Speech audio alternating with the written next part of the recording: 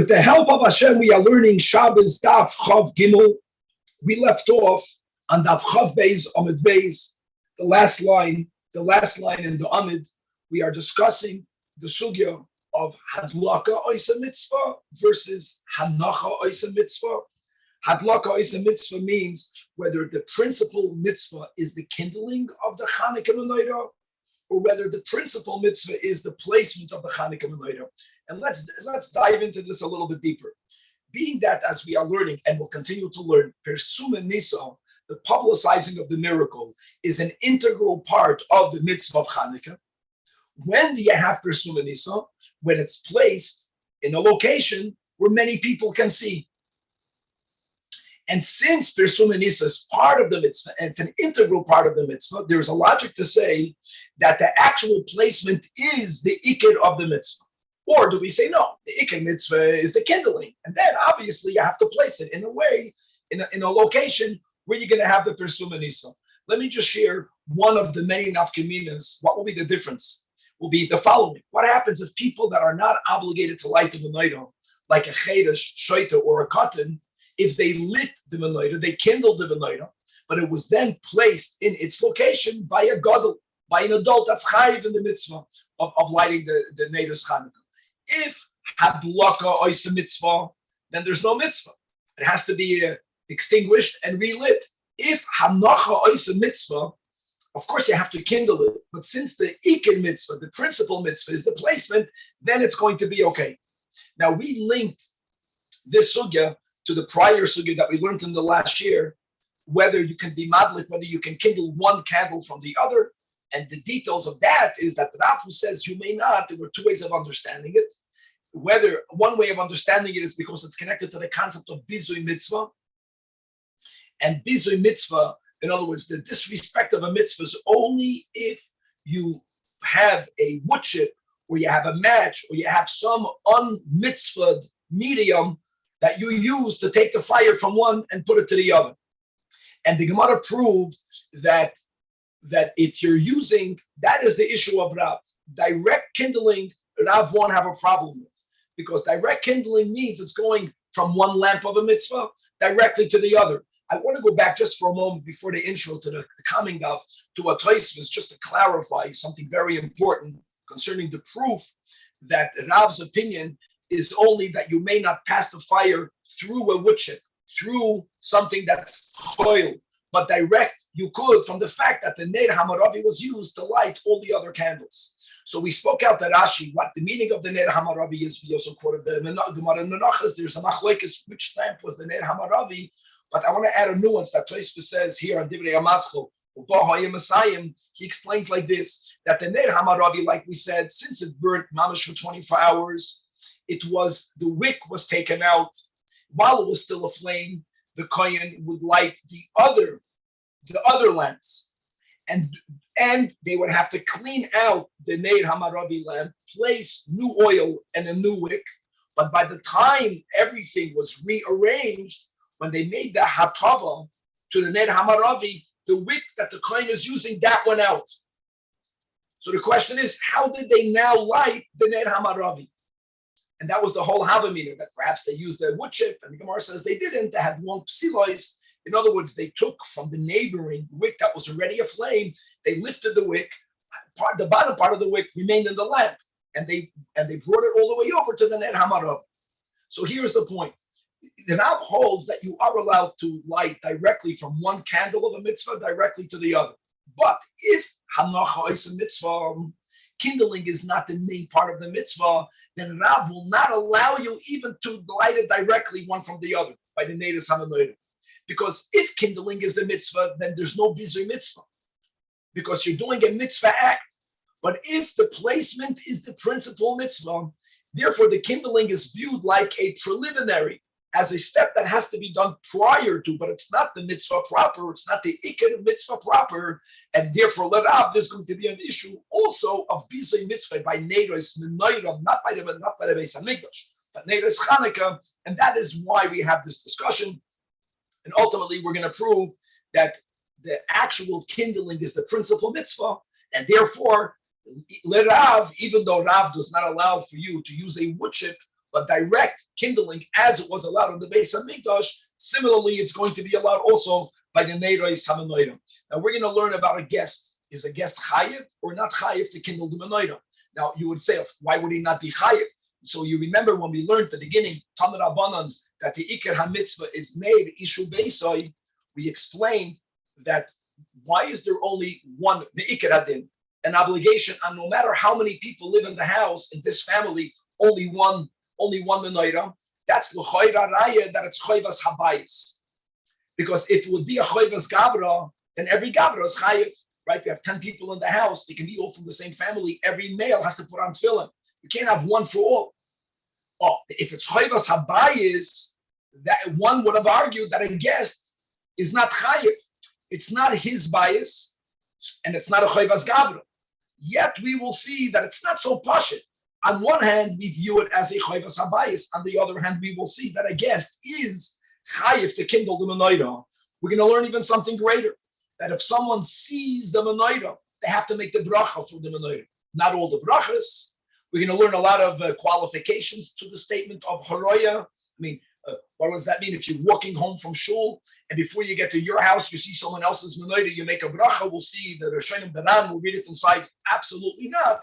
But there will be times that simply looking at someone else's menorah will oblige for you to make the brachas. And that's going to lead us into the whole topic of making brachas for mitzvahs d'Rabbanan, which is a huge topic.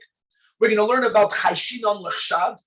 Guys, there are two topics that people convolute and they should be disentangled. There's something called marasayin. Marasayin, which we never make up, means that if I will see you doing something and I will be influenced from what you're doing. Don't do something. Mipnei marasayin means don't be a bad influence. Chshad means we're not afraid that my activities will influence others. Chshad simply means don't behave in a way where others will think that I am transgressing, even if no one is going to follow me. Chashin and Lachshad will be connected to one of the topics we'll be learning today, and the source, from where do we know that there is a concept that one has to be mindful about that. We're going to learn about coming back to Ner Shabbos, Ner Chanukah. If a person only has money for one, which one comes first? These are very famous sugyas. The concept of Ner Shabbos, which is also called Ner Beisai, is connected to Shalom Bayis. We'll learn inside Rashi a contradiction, what Shalom Bayis means in Rashi, and we're going to learn a little bit of Haggadah on Daf Chav Gimel Amud Beis, speaking about rewards for certain mitzvahs, great rewards for the observance of certain mitzvahs connected to the kindling of the Shabbos lights, of the Hanukkah lights. And if we'll have time, we're going to go back to another detail that we had in the beginning of the Perek, and we're going to learn about the rule that ein soirfin kachin b'yamtiv. If kachin becomes tamei, it has to be burnt. Yamtiv lo'ichol nefesh, you can burn. Midoraisa, you can light a fire. Even midrabanan, that you can't light a fire, but you can pass a fire, but you cannot burn kachim on yamtiv, and how that's going to relate to truma tameya and much, much more. Let us start Chevron Daf Chav Beis Amud Beis in the last line. We're trying to prove whether hadlaka is a mitzvah or whether hanacha is a mitzvah.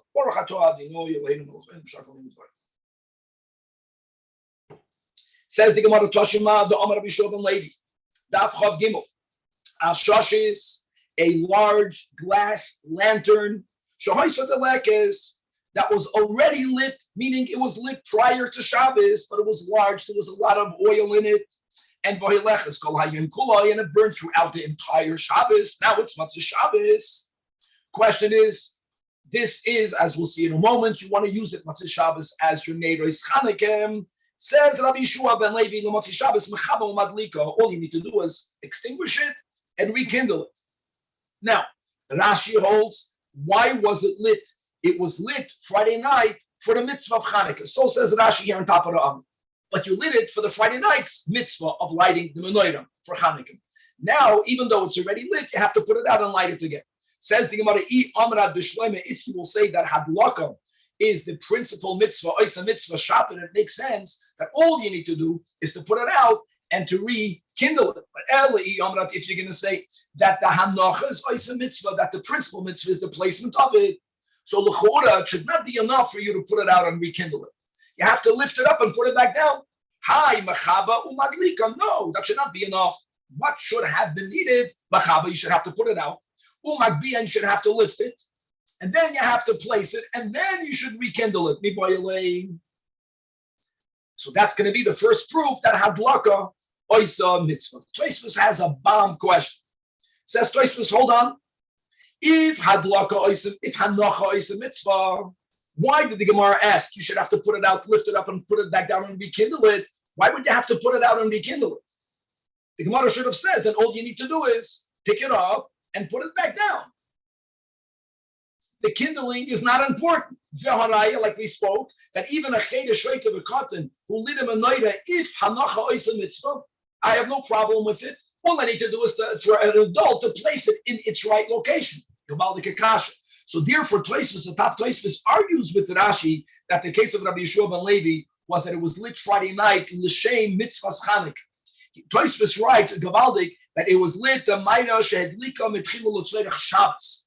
Case here is that you lit Shabbos candles. It Bechlal wasn't lit for Chanukah, and therefore Tosfos says Gora, it's even worse from a menorah being lit from a chedesh reit of a cotton, because at least when the chedesh reit of a cotton lit it, you knew it was lit for Chanukah, not by a Baal Chiyuv, but for Chanukah, which is why if Hanocha is a mitzvah, you, an adult, has to place it in the location and you're good. Over here, since it was Lechatchila never lit for Chanukah, that's why if Hanocha is a mitzvah, not only do you have to replace it, but you also have to rekindle it.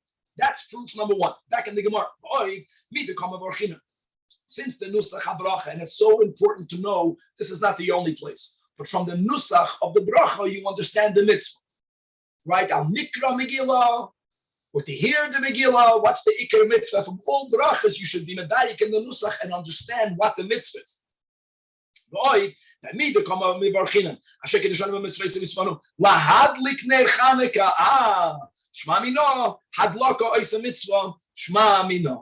Beautiful. And therefore, let's go back. And therefore, again, even though we spoke out Rashi, and the Gemara quoted that even though the master of Abaye Rabban followed Shmuel, our sugya is not going with that. Our sugya is going the way the normal Seder is. We paskin like Rav, and yet, even though Rav says Ein Madlikin, but now that we established that Ein Madlikin is only because of Bizui Mitzvah, and that we established that the actual kindling itself is the mitzvah. So even l'Rav, you should be allowed to light one lamp of the menorah from the other. Look inside the second Tosfos. The in Cain says Tosfos Divrei Maschil Shmami no muter lahadlik miner lener umikol mokaim kivin sheno hagu ha'olam lahachmir. There's a minhag to be machmir. And I want to add something. The emissaries we paskin like Shmuel. But it's even more permissible. But since the minhag is to be machmir, says Tosfos ein l'shanas haminig, and therefore we have a shamish, which is fantastic. That's the solution. You're lighting all of the neiros from the wood chip, from the shamish. You understand? And you're never lighting from one candle to the other. Okay, now back in the Gemara, 8 lines from the top. Daf Chav Gimel. Now that we established that the primary mitzvah is the actual kindling, so like we spoke on in the intro, if someone was not obligated to light them and later lit it, even if a gadol placed it in its proper location, there is absolutely no mitzvah. And furthermore, another din, now that we're speaking about people that are obligated versus those who are not obligated to light it, Isha vadai madlika. A woman certainly is obligated and she could light the menorah. Why? The Amar Rabbi Yeshua ben Levi, Nashim chayavis b'ner Chanukah sha'af heim hoyu ba'oisa hanes, because they were part of the miracle. What does it mean they were part of the miracle? Rashi makes 2 points. Whether they're both necessary or not is a big topic. What are both points? Point number 1, says Rashi, they were part of the miracle means that they were uniquely suppressed, harassed in a tzara from the Yavanim. They were part of the tzara, but uniquely. And Rashi points out that the Yavanim were the ones that made the gzeira, that if a woman who never was married before, a psula, got married, that God forbid that there was an obligation, that she should have a relation with the local Greek, Syrian, Rashi calls him the tafsir. We have in Ksuba sometimes the boil the hegmon, different names of the guy in charge. So there was a specific gezeda on the woman. Furthermore, says Rashi, Again, another point, wasn't only that they were specifically part of the tzara. There was a unique cloud on top of the women, but the miracle came about through the women, says Rashi. These are two very important points. And again, this is a big topic in the Rishonim, whether you need both, and if you only have one, which one will be the ikr? Okay, now, where else do we find throughout the whole Shas the concept that women are obligated, guys, two other times. There's a total of 3 times. Hanukkah, when it comes to Purim, that women are obligated, and they're also, I mean, no matter how you estimate, the miracle by Hanukkah, the woman that brought about the redemption was Yehudis. I forgot to mention, that's a famous medrash, that she got one of the big generals drunk, and she cut her head off. She cut his head off. Gavaldik, and that brought about the demoralization that happened right before one of the biggest battles which we won. That's the story that we have by Hanukkah. By Esther, we know it's called Megillas Esther. Esther is part of the miracle. When it comes to the Gezeda, they're also that the Gezeda against the women, just the Gezeda that we read about in the Megillah, that when Achashverosh wanted to get a new wife, that all of the psulos have to go and have relations with him. That in itself has the Gezeda that were made against the women. So we have it by Purim, and Lohoy is speaking about the Nusach HaBrachas. We'll speak about this a little bit more when we learn Masechtas Megillah, and that is that even though women are obligated, can a woman write a menorah for a man? Absolutely yes. That's what the Gemara is saying. Can a woman read the Megillah for men? There's a whole question on that, because from the Nusach HaBracha, because the Nusach HaBracha that we make is Al Mikra Megillah, and we'll see over there in Megillah that women's obligation is to hear the Megillah. Woman reading for other women is halachically not problematic. It's not Jewish tradition. So, this comes up every now and then. And the greats of the last generation used to say, they were not pro that. But halachically, it's 100% okay. By Hanukkah, it's even more. That means, me'ikar adin, a woman can light the menorah also for a man. So it can be lit by a woman. And just the other time where you have the concept of sha'af, hein, hoy, ba'oisa, nes, is when it comes to the dalit koises. When it comes to the dalit koises, that women are to din that women are obligated to keep.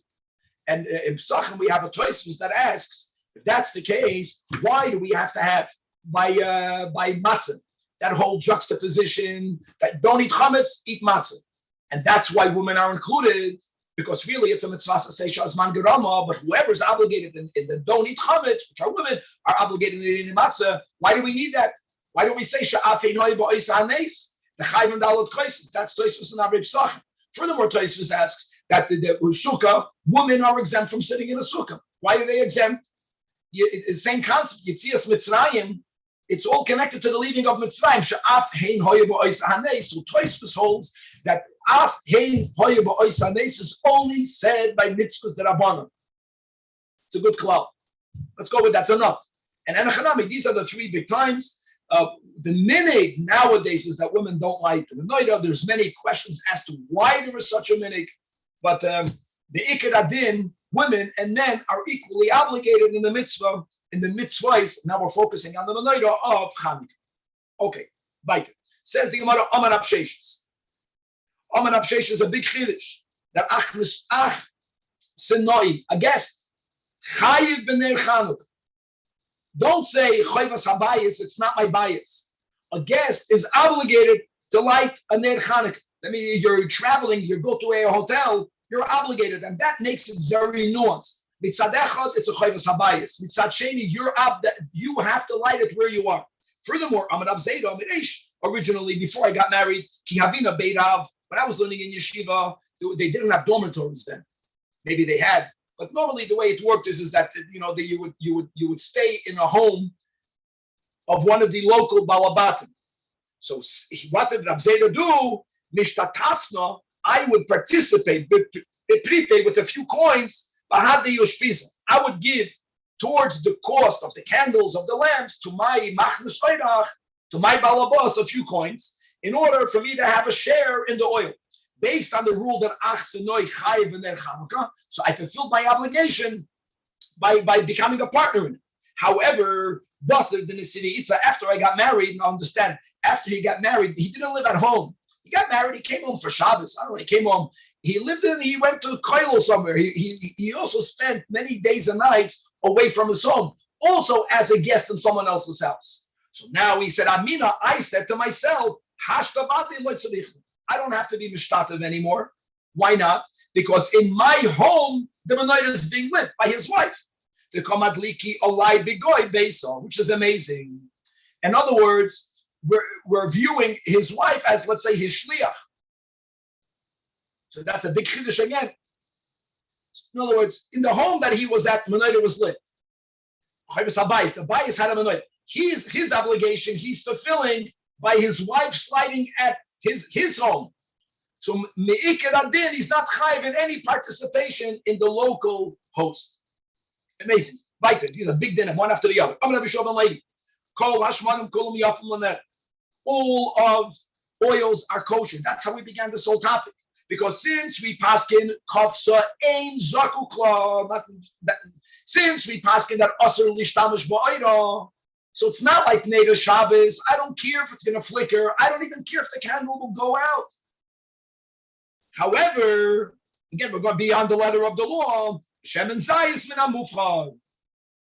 Al pi nigla, because Shemen Zayis creates the purest flame, and al pi the emes chachmas emes, because the whole concept of the celebration of Hanukkah is about the pnimius of Yiddishkeit.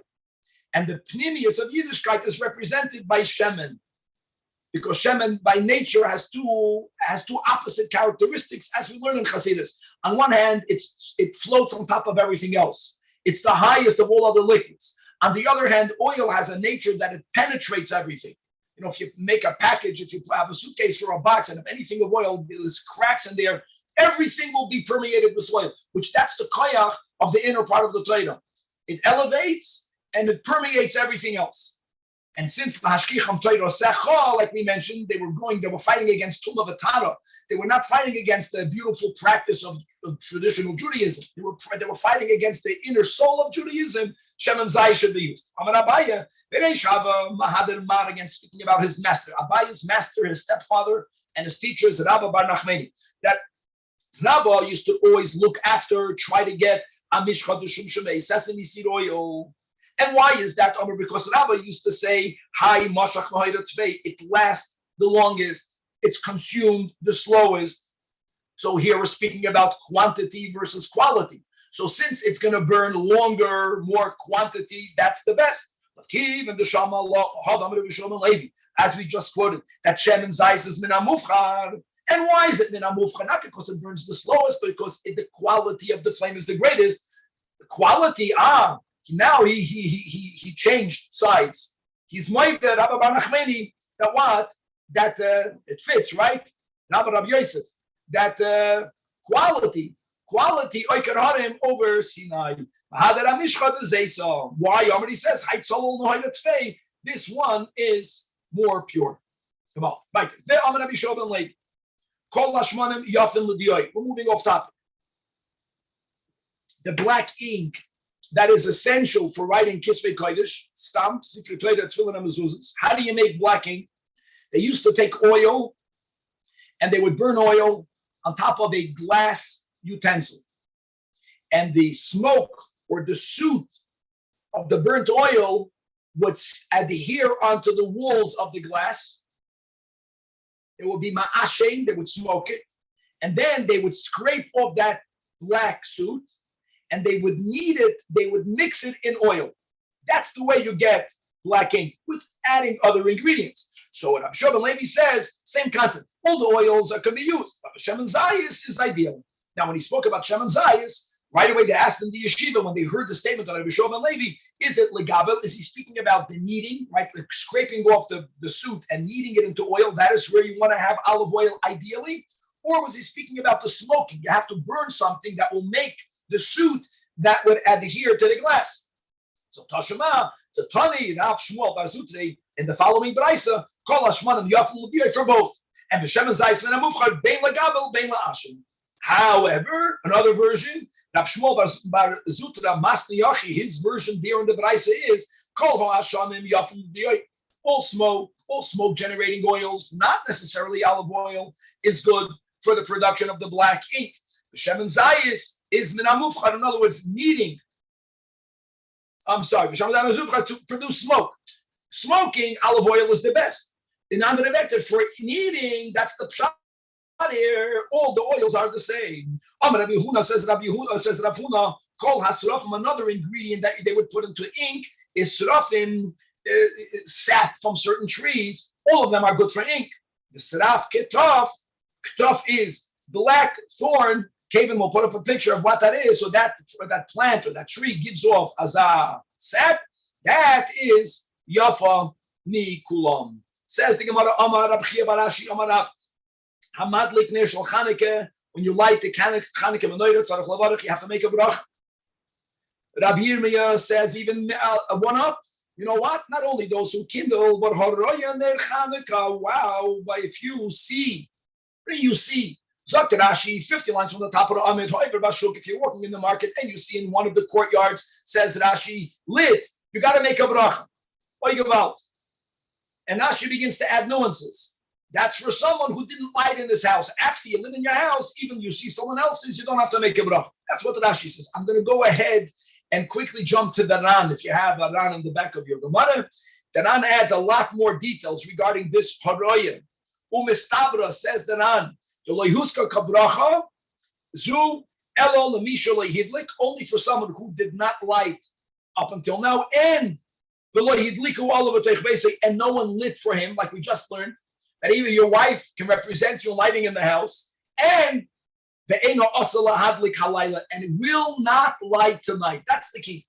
Someone who did not light before and will not light is someone who will fulfill their obligation by seeing a kosherly lit Neiros Chanukah. Let's leave it at that, and let's come back into the Gemara. That's a big statement. And now, not only will he fulfill his obligation, therefore he also has to make a bracha. Now, we know that there are three brachas, right? This lahadlik ner, our nusach is Chanukah without the shell. Second bracha is sha'asa nisim, and the first time we kindle it, we say the shechiyam. Now, sha'asa nisim you can make, but seeing someone else's menorah, you were not mishtatev. He's not your shliach. You can't make the bracha lahadlik. So indeed, we'll see the only bracha you make is sha'asa nisim. So that's the Gemara's clarification. Amar Rabbi Yehuda, Yom Rishon, the first time that you see, ideally the first night of Hanukkah, the one who sees it, again, he cannot make the bracha lahadlik ner Hanukkah, he's not lighting. So he makes the sha'asa nisim and the shechiyah. So he makes two brachas. The one who lights it the first night will make the three brachas. Lahadlik ner, the picture, I protest. I put up a nusach Chabad over here. We don't have the shell. Mikan ve'elach madlik. Whoever lights it after the first time, Mevarach Shtayim makes the Sha'asa Nisim and Lahadlik and Sha'asa Nisim. And Veroya will only make one bracha, which is Sha'asa Nisim. Huh? The Gemara says shell. Say. So the Gemara is not a Lubavitcher Gemara. I know, okay, you have to know the spice over here. Okay, so the Gemara says, okay, which one is cut out? The one that's cut out is Shehechiyana, which is only said for the first time. Now, the Gemara has a very interesting question. Asks the Gemara, why? Why don't you cut out the bracha sha'asa nisim? In other words, the havamina is that sha'asa nisim should only be done the first time. So the Gemara answers no, because neis kol yoyma isei. The miracle happened every day. I'm asking you, what's the havamina? What's the havamina? I say like this, the Baal Shem Tov used to have an expression that nature is a miracle that repeats itself, which is not, everything is a nest. Since it repeats itself, we become habituated. Oh, so therefore, the second night, the third night of Hanukkah, we were almost expecting it. We got habituated with it. That's why at least there's a havamina that the nays, completely unexpected, unknown, never happened before, was only the first night. The maskana is not so. It's still not like the sunrise, which is also the greatest miracle, but that happened since God placed the sun on, a Wednesday. And the nays of Hanukkah only happened for 8 days. Okay, my mevarech says the Gemara mevarech asher kedishanu b'mitzvah v'tzivanu lahadik ner shel Hanukkah. V'heichan tzivanu. Here comes the bomb question. What do you mean you commanded us the mitzvah of Hanukkah? Like we spoke out, there isn't even a tractate of Mishnayos directly speaking about it. It's not mentioned anywhere in Tanakh. It's a pure mitzvah d'Rabbanan, beyond even more rabbinic than a Purim. So answers the Gemara, Rav Avia says from a pasuk in Shoiftim, Meloi Sasur. Rav Nechemia says from a pasuk in Hazinu, one is in the negative, one is in the positive, where it says, Sha'ala vitcha avicha viyagetcha, ask your father and he will tell you, Zikeinecha v'yemruach, and your elders, and they will say to you. With a big discussion over here, what's the big many nafkaminas between the two, but they're both psukim in the Torah. Now, Masiv Rav Amram, how can you tell me that for rabbinic laws you make a bracha? It says in a Mishnah in the Mai. What is the Mai? From sometime in the era of from the time of Rabbi Yechanan, I think Kohen Gadol, from in the times of Bayesheni, he made a takana, or correct me, Danny, which Tana made the takana, even though the majority of Yidden were separating all of the Trumas Umaisres, but there was a substantial minority of people that did not separate some of the tithings without getting into details. It's good to remember that. It's not that they separated nothing. They separated Truma. And when it came to some of the other tithings that needed to be redone, you did not have to give it to the recipient, because if it's only a monetary issue, we would say, Hamoitzim Chaveda Olav Araya. But there's a whole system of what you needed to do if you purchase produce from what we call the Am Haaretz, which are Jews, great Jews, but they're not that knowledgeable, and they got lax in the separation of all of the Trumas Umaisis. So says the Mishnah that even though the Mai has to be retithed, nevertheless, prior to retithing it, it still could be used to make an Eid of Chatzeros, to make a Shituf Muva'os. Eid of, by the way, can also mean Eid of Tchumen. Now, you cannot use food that you cannot eat for an Eid of. But if someone, God forbid, is an ani, then they are not bound by the rabbinic law of retithing the demai again. And potentially anyone can become an ani by declaring everything that he or she owns ownerless. So that potential allows you to use the demai to make an Eid of. We don't have time right now. We're going to learn in Yavamis a lot about the Eid of Chatzeres and the Eid of Tchumen, Shituf Muvais. Another din, you make a bracha on it. That's another chiddush, because you should know, Chevra, a non-kosher food, one may not make a bracha. So it's taka, you can't eat it, but if you eat it, you make a bracha. Another din is, if you ate it amongst two other people, that justifies making a zimun. Now here comes the key. Umafrishin oisay arum. You're doing the right thing. You're going to separate that which needs to be retithed. You can do it without clothing on. What's the point? That's the point. Anytime something demands a bracha, a man cannot make it arum. We're going to learn many other times that women who separate challah can make the hafrashas challah without clothing when they're sitting. A man can never, standing or sitting, he cannot make a bracha. So the fact that it says that you could separate the rabbinic retithings even unclothed, that's the kash is a raya, you don't make a bracha. And here's the question. It's a rabbinic law to retithe it. So if it's a rabbinic law, why would you not have to make a bracha? And the final is bein hashmashos. This bein hashmashos, again, we will actually learn about this in Masechta Shabbos, that midrabanan, you may not separate Trumas Umaisres on Shabbos. It looks like Tikkun Keli. You're not physically fixing it, but you are halachically fixing it. However, and something that has to be fixed on a biblical level may not even be fixed bein hashmashos, twilight. Since the separation of the Mai is only with the Rabbanan, you could separate it bein hashmashos. End of the Mishnah. Now the Gemara's kasha is if every rabbinic needs to make a bracha. When you're standing unclothed, how can you make a bracha? One may not take God's name unclothed, as it says, V'habo'inam, V'haya, Machanecha, Kadosh, and Veleket. So Abaye gives a foundational answer. Amar Abaye, Vatay Didevrayim, whenever you are doing a mitzvah, that midrabanan, you have to light Shabbos candles, you have to light the menorah, you have to say Hallel. It's a vaday. Then boy bracha. Asher kiddushanu b'mitzvah vitzivanu. There's a vitzivanu. You have a loisasu. You have a sha'al avicha v'yagetcha.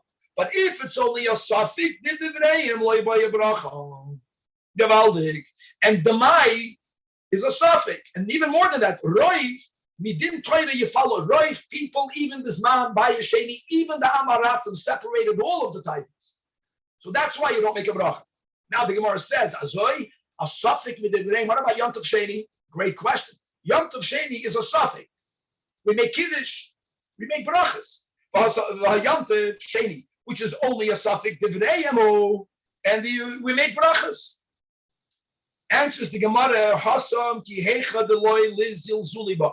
People, the Chachamim foresaw that people are going to take the whole Yom Tov Sheni lightly, because now we have a fixed calendar. This is a machla that we have even today. Why do we have to keep the second day Yom Tov? So in order to make, they made an exception. It's a suffix, make a bracha. Now Rava's answer is also very important, because Rava, by giving a new answer, seems to be rejecting what we just said. Rava holds that even a suffix didivreim obligates a bracha. Elamai, since Roiv Ami Ha'aretz, like we just mentioned, even the majority of them did tithe, and therefore Rava does not consider the separation of the re-separation of Trumas U'Maisros a pure rabbinic enactment. He considers it a rabbinic stringency, a chumrah midrabanan. For a chumrah midrabanan, you don't have to make a bracha. And again, going back to the Ran, I was looking at the Ran yesterday. The Ran, builds buildings on this. Because don't forget that normally Rava is like the Basroi. Halach is like Rava. So Rava has this big case over here. He holds that even if there's a suffix, you got to make a bracha. He gives a great example. If you have a suffix, whether you took lulav outside of the Beis Hamikdash throughout the other days of Yom Tov, you have a suffix. The whole taking of a lulav, not on the first day, but throughout the whole 7 days, is a derabanan. If you have a doubt, of course you should shake the lulav again. Do you make a bracha? According to Rav, at Chaps, you got to make a bracha. Okay, let's go back to it over here. These are big sugyas. Amar Afuna says Rafuna Chatzah sheyesh b'beis psachim. If you have a yard that has 2 entranceways, in those days you had the street that went into a chatzar, and then many houses, right, were connected to that courtyard. So if there's a house that has on 2 sides, not on the same side as we'll see in a moment, not north, south, a north and an east, a north and a west, a north and on 2 different sides of the house, there was a door going into the chutzner. You have to put a menorah, as they put it, right outside their doors on both sides. And on that qualifies Rava. It's not ve. He's qualifying Amar Rava that what? That loy amar and ela mishnei ruchais. If they are on different sides, then you're obligated to do it. But if both doors are on the same side, then you don't need to.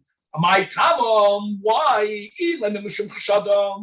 If it's because people who will walk by this chutzner, who will look into it, and they'll see a door without the menorah, will suspect that you didn't like the menorah, doesn't make sense, because chshada the man who will have that suspicion, if it's a person that doesn't live in this neighborhood, he's not familiar with the homes and the chatzeros here, he doesn't know who owns what, he doesn't know the layout of this residential area, so then he doesn't know, even if both doors are in the same direction, he doesn't know that it belongs to one person. So if you're chayish l'chshada, every door should have to have its own menorah. And but if it's for the people that live locally, the locals know. Because they will know that the same guy lives in the house. Says the Gemara that we're a chayish of the chshad of the locals. But the locals, people are nosy, they're not that nosy. If you always only walk by one side of this chutzner, of this house, if you only walk by there, if you never walk by the other door, you don't know what's going on, whether it belongs to the same person, whether it's another rental. It will happen that people only walk by. That's how people are. We're creatures of habit. So you're always walking on that street, not on the other street. That's perpendicular. And Va'amri, and on Puntan Chanukah, they're going to walk on the other street, and they're going to see that the door doesn't have a menorah. And they're going to say, the guy will say, maybe can be the same person living there, but there's no menorah. He didn't like the menorah. There's no marasayin here, because no one, interesting, when it comes to Chanukah, no one will be influenced by not lighting the menorah. Everyone knows to light the menorah, but they're going to suspect that you are not. Now, the Gemara asks, where do we see a precedent that halachically we are, it's called chayshinan lichshad, that we have to take into account other people's suspicions, right? We have sometimes, we learn to Mishnah, v'hayisa nikiyam, mahashem, u'miyisra. So the Tanya, Amar Rav Shimon, B'shvil Arba Dvarim, Amar Torah, for 4 reasons did the Torah say, Laniach Peah B'Soif Sadehu, that when you are leaving one corner, one edge of your field, you're leaving it for the poor. You're not harvesting the ganze field. You're not reaping the whole field. When do you leave the little remaining? Right? Eilahem Shiur, but Midrabanan, we said already, it's a 60th. When do you have to leave it? At the end of the harvesting, which would also mean at the edge of the field, and not sometime in the middle of your harvest. When you are up to the middle of the field, you're going to decide, now I'm going to leave Peah. You may not do that. You have to harvest if you want to leave 1%, if you want to leave 10%, you want to leave 5%. It's the last 5%.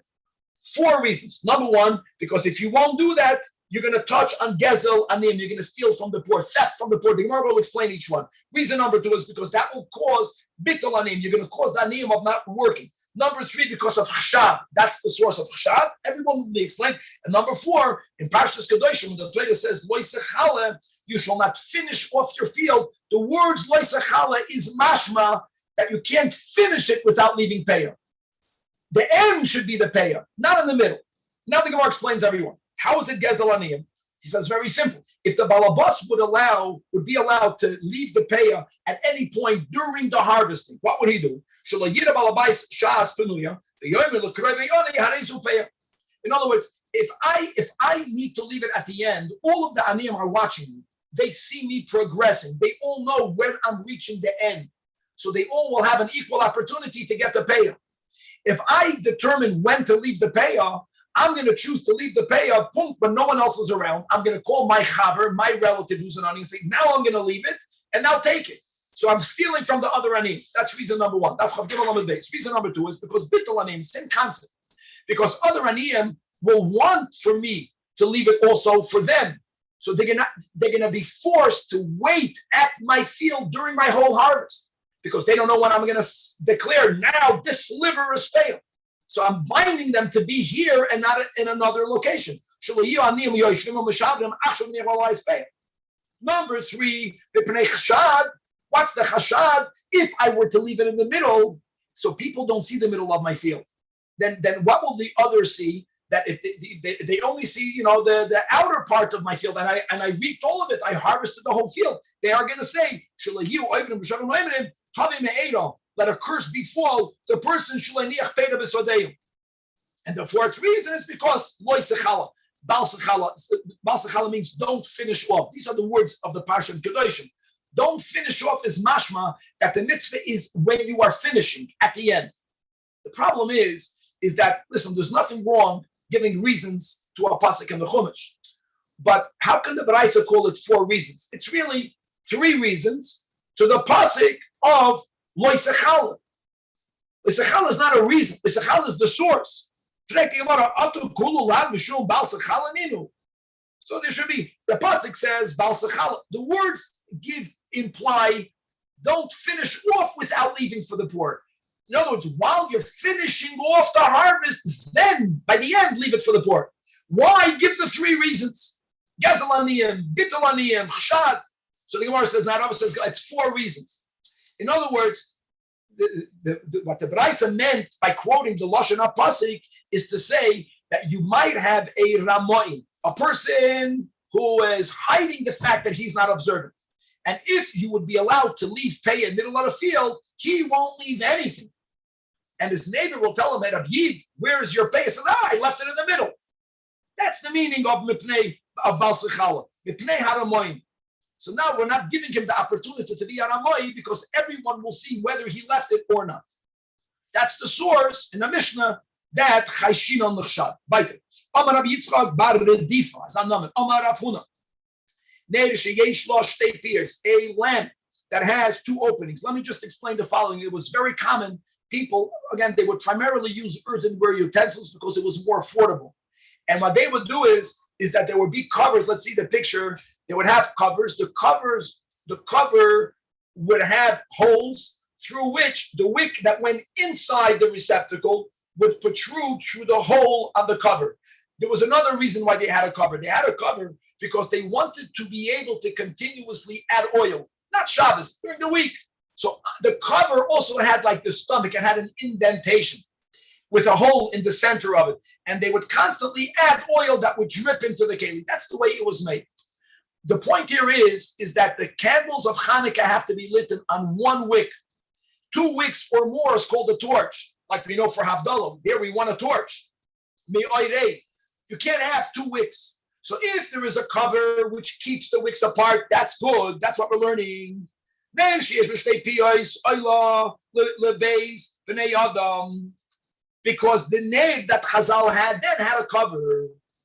Therefore, let's go in a different scenario. Amarava, if you don't have this nail, this utensil that was used, like we just explained, the lamps in which you put a wick or various wicks. If you have a plate or a bowl that's made to eat soup, to eat shalom, and you filled it up with oil, there's no cover, and the hikif of silas, and you surrounded it with wicks. Here, can you use each wick for another mitzvah? Let's say that we're going to the Mahadrin. So everyone wants to light. So says Rava, only if kafa olav keli, if you place a vessel over this dish, over this bowl, which will prevent the wicks of getting close. That's what we're looking for. Then yes, but if you have this open bowl and kafa olav keli, then we are afraid that perhaps it might join together, and therefore not only may not many people light it, even one person won't be yoitza. Say the Rishonim, says the Baal Haitur, there has to be a shear of distance, and he says that if the distance between one wick and the other is the width of a finger breadth, and halacha, finger breadth always means the width of a thumb, then we're not chayish, they're going to join. It's a big thing. It's only if they are within the finger breadth that we are saying that if there's not something begashmius that's keeping the candles apart, then not even one can light because it's not a torch, it has to be one. Every line here is gavaldik, big gesudis, says Rabba Pshitali. It's clear to me that if God forbid a person is so impoverished that all the funds they have is either to buy a Ner Beisoy, Ner Beisoy means Ner Shabbos, or Ner Chanukah. So which one takes preference? Ner Beisoy others. Buying a Shabbos candle is more important. Mishum Shalom Beisoy. And the Rambam, who quotes the Halacha, says that kol ha'Torah kol ha'lo nitna ela l'asay shalom b'oilo. Now, what's Shalom Beisoy? So just to point out the famous questions. So Rashi here writes Shalom Beisoy means because if you won't have Neder Shabbos, you will sit in the dark. Sitting in the dark many times is used as a reason why you won't be experiencing oinig. Rashi and Daf Chafei Omid Beis, also speaking about Shalom Beisoy, add something, and that has to be reconciled. And Rashi writes, because if it's going to be dark, you'll be nichshal. You're gonna bang your toe on the corner of the bed because you don't see it, and you'll be in a grumpy mood, and that will affect the Shalom Bais in the house. That's a very important. Just everyone speaks about, like why does Shitas Rashi, at least to be aware of the famous sugyas back inside the Gemara. Also Pshita to Rava. If you have to pick between Ner Beisoy Shabbos candles and Kiddush, let's not forget Shabbos candles is one of the Sheva mitzvahs that Rabbanan. Kiddush we'll learn in Psachim. Zochai Yisrael Shabbos lekatshoi midoi raisa is a mitzvah to make Kiddush, but Midai Raisa, you can fulfill your obligation with bread. Actually, Midai Raisa, be mekadosh it with words. So the wine is also a derabanan. So now equal. So which one should you do? Again, Ner Beisoy others, Mishum Shalom Beisoy. That's Shita. What's the question? Boy Rava. What happens if you have to pick and choose between Ner Chanukah and wine for Kiddush? Do we say Kiddush Hayom Adid because of the rule Tadir? The frequent, that which is more frequent takes precedence, right? Because of this intrinsic part of the mitzvah, which is called Pirsum Nisa. And Basar, the Baya Hadar Pashta again today, I may have this in the last year, that Ner Chanukah Adid because of the Pirsum Nisa. Well, next, Agadatech, Amar Rafuna, Haragal B'nei, the person always is habitual in the lining of Ner. Here, both Neiros Shabbos and Neiros Chanukah. So what will happen as a consequence? We don't do it for the reward, but this is connected. Havyon lei banim talmidei chacham. Many of the almost established nuschos that women make when they light the Shabbos candles is that they should have children. Talmidei chacham. Hazoy the mezuzah. If a person is very careful with the mitzvah of mezuzah, listen to this. Zoicha l'dirana. It's all connected because kinei mitzvah v'toira oir. So mitzvahs of oir are connected to toira. Mitzvahs connected to your house to have a beautiful home. Hazoy b'tzitzis. Zoicha l'tzitzis l'talisna. Makes sense. It neither connected neither. Hazoy b'kiddush hayoim. The reward will be zoichel mamalik, gotta be yain. You'll become wealthy. You'll have barrels of wine. Aside of the chazal that we have, it's a moed cotton, right? That even though that everyone's mizoinus is established on Rosh Hashanah between Rosh Hashanah and Yom Kippur, but all of the expenditures of Shabbos, Yom Tov, right, and education is not discounted off that. More than that, you'll become wealthy. Says the Gemara, Rafuna have a ruggle, have a cholot fatane, a pischa de Rabbi Avin Nagara. He would regularly pass by when he walked to shul, when he walked to the base medrash, he would always walk by the house of Rav Avin, the carpenter. And Chaza, and he noticed that he was very careful. Here it's both, that he always had the Shabbos candles. It's careful that it was lit at the proper time. We'll see soon the proper time, or perhaps a bit earlier than the proper time, that there was Mustama the Mahadrin, Mina Mahadrin, when it comes to the Neidas Chanukah. So since, again, he saw him being careful, both in Chanukah and Shabbos candles, and we learned above that this will result in you having children. So he said that Afuna knew, two great men will come, one for Shabbos, one for Chanukah. And indeed, nothing Pinayu, Rabbi Di Baravin, Rabbi Chia Baravin. How great is that? Rabbi Chizda says the Gemara further, have a ruggle. He would regularly walk by the doorway of the Vei Nasha, the Rav Shizvei. Now, what does that mean, the Vei Nasha? So here we have a very important Tosfos. I'm going mamish from one topic to a complete different topic, a ksuba. For people who are familiar with writing a ksuba, when we speak about the woman, sometimes we write Mibei Avuha, sometimes we write Mibei Nasha. And Tosfos here says that if the father is alive, you write Mibei Avuha. If the father is no longer alive, you write Mibei Nasha. Rashi actually writes that it's not the father or the home of Rav Shizvei, but it was, as we'll see, it was the father-in-law. Let's go over here. He used to walk by the door of the Vei Nasha, the Rav Shizvei, of the household of Rav Shizvei, the father parents, and and he noticed that now here it's either Shabbos or Chanukah, because it's not two brachas, it's one bracha, but whichever one it was, that home always had candles. So Amar, he knew, and he said, and indeed, who came about Rav Shizvei? Okay, and again, so either if the name Nasha means the father wasn't alive anymore, once he was born an orphan, or if it means a father-in-law, Rashi says, so he was zeicha to have his son-in-law as Rav Shizvei. Furthermore, the visa of Rabbi Yosef, the wife of Rabbi Yosef, Havas Ma'achra, she would pour off the Shabbos candle. She would only light it right before Shabbos. Obviously, we're not, God forbid, speaking about her lighting it beyond what people call now the 18 minutes. God forbid. It means that she would wait until the 18 minutes. She never made an effort to light it earlier than the Zman of Adlakas Neiros. And there was a reason for that. Amar Rav Yosef to his wife, Tanya. Well, we learned on Parshas Boy where it says Leyamush means that God did not remove the pillar or the cloud. And Chazal say they overlapped each other. Not just it wasn't removed, but one was there when the other one was still there as well. That Melamed Shamud on Mashlam Amud Ha'esh. In other words, the pillar of fire that gave light used to appear before it was dark. And the same thing in the other. In other words, Shabbos candles should be lit prior to the Zman. That's the way you honor Shabbos. That's part of the Hizoid or Haragel B'nei.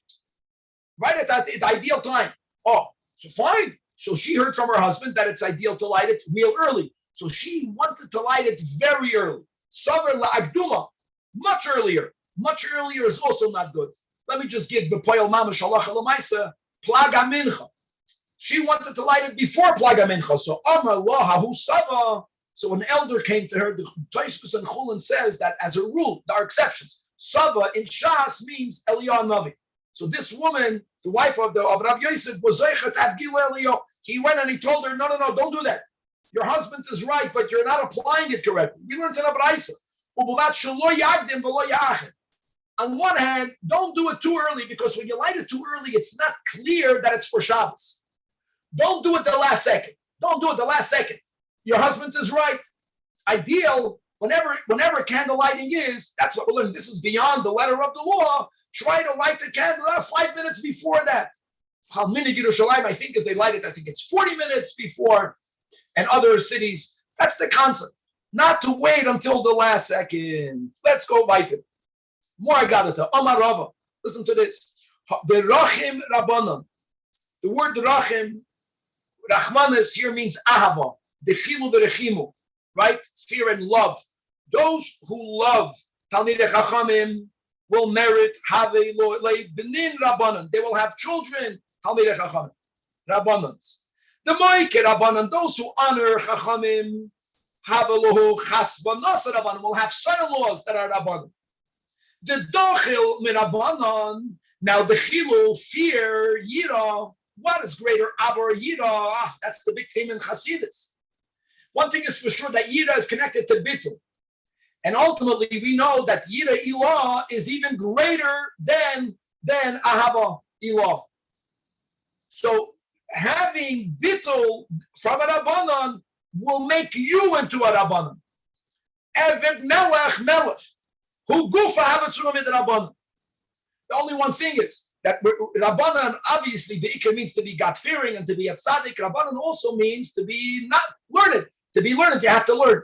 So what happens if you have a Yid that has the real dachel mid Rabbanon, a chassid, he has real bittul for the Rebbe, but he's not investing the time in learning. The ilav bar hachi, even then, nishtama milei kitzuma mid Rabbanon. His words will be listened to the way the Chachamim's words are listened to, because of the advantage from bittul, amazing, from the chilu over the moikid and even over the rachim. We talk to put it first, the chilu, v'rechimu. Now, we have a few more minutes. Let's begin. We're going back to the Mishnah. The Mishnah says that one of the oils that may not be used for Neder Shabbos, the loy b'shem and sreifim, not with oil that has to be burnt. What are we talking about? My shem and sreifim. So Amar Rabba, the first white line, I'll tell you what we're talking about. If you have shemen of truma that became tamei, kachim that becomes tamei has to be burnt. No one can have hanam. If truma becomes tamei, you have to burn it, but you can derive benefit from it. So if someone wants to use tamei truma oil for Neder Shabbos Kodesh, that is what the Mishnah is saying. Shemen shel truma shenitma. Now, why is it called burnt oil? Because since it's tamei, hoil v'lesreifa oimed. Now, ube Shabbos my tamaloi. Why not? It's muter b'hana. You're lighting it. We just learned. You're lighting it 18 minutes before. Answers the Gemara mishum shemitzvah olav. Since you need for it to be completely burnt, because if it's not going to be burnt, someone might eat it. So Gezeido Shemayata, if during Shabbos you're going to see that it might be getting extinguished, you're going to tilt the lamp to make sure that it continues to burn. That's Havara. That's what the Gemara's initial answer is. So it says the Gemara, Omar Le Abayim, Terabo, Elamaato, if that's the reason, so B'Yontav Lishtri, so then the Yontav you're allowed to add to fire, even the Rabbanan. So what's the problem? And Allah Tanan, we're going to have this in the Mishnah of Chavdala Damad Beis in the next Mishnah. Ein madlikim b'shem slave for Yontiv. So answers Rabba Gzeiri Yontiv atu Shabbos. That's answer number one. Rav Chizda has a whole new approach. Rav Chizda, no. Shema yato loy chashina. Because come on, it's burning properly. Elo hachem. The Yontiv Shchaliyas Bishab Erev Shabbos Askina. The only case where the Mishnah does not allow you to use Shem and Sreifa is if Yontiv is on Friday. And it's a whole different reason. Why may you not light it? Lefi she'ein sorfim kachim b'Yontiv. Wow. Kachim that has to be burnt may not be burnt on Yontiv. Midirabanan, Truma, that's Tamei, is like Kachim. It may not be burnt on Yom Tov. That's a whole different reason. Problem is, it's not mashma that way. The Tani Sefer. Sefer means the Mishnah Daf Chav Dalet. The Reisha is the Mishnah at the beginning of the Perek Daf Chav. Ein madlikin b'shem and Sefer b'Yom Tov. Does that not imply that the Reisha, the first Mishnah, is speaking not on Yom Tov, anytime? So answers the Gemara, Amar Rav Chanina Misura, no, that Chizda's answer is good. And one Mishnah is clarifying the other. Both Mishnayos are only disallowing Shemen Sreifa only on Yom Tov. That's on Friday. My Tam Ein Madlikim Shemen Sreifa Yom Tov, Lefi Shein Shofim Kachim Yom Tov. And indeed, Avchav Tes, Avchav Dalet, Tanya Kavasi the Rav Chizda. The Brayser writes more clearly, and we're going to have to read the Tosfos one more minute. Kol Elu She'amru Ein Madlikim Behem B'Shabbos, Madlikim Behem B'Yom Tov. Because on Yom Tov there's no fear, Shema Yate, because on Yom Tov you can add to the fire, even with the Rabbanan. Chutz Mishemen Sreifa, the Lefi She'ein Shofim Kachim B'Yom Tov. So here you see that the issue with lighting Shemen Sreifa is because mid Rabbanan it's like Kachim. You can't burn Kachim on Yom Tov. Problem is, says the third Tosfos, Mashma, that looking to him time about Mashma Chutz Mishemen Sreifa, they ain't Madlikin not on Shabbos and on Yom Tov. It's Mashma that not like Rab Chizda. So we have to read. Tosfos explains how to read the Brayso. Kol elu she'amru ein madlikim b'Shabbos, madlikim b'Yom Tov. Now add the words ve'kol shchein oyser shemadlikim b'Shabbos. All the oils that you could use on Shabbos, avada you can use on Yom Tov, with one exception, and that is truma tmeya shemen sreifa.